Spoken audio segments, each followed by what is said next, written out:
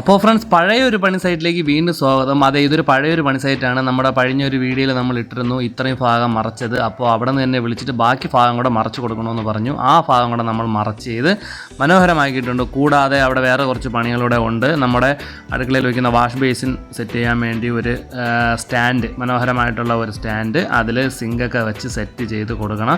കൂടാതെ അതിൻ്റെ കുറച്ച് ഏരിയയും കൂടെ ഒന്ന് കവർ ചെയ്ത് ഗ്യാസൊക്കെ വയ്ക്കാൻ കണക്കിന് ടൈലൊക്കെ ഇടാനുള്ള രീതിയിൽ സെറ്റ് ചെയ്ത് മനോഹരമാക്കി കൊടുക്കാനാണ് പറഞ്ഞിട്ടുള്ളത്. അപ്പോൾ അതാണ് നമ്മുടെ ഇന്നത്തെ പണി.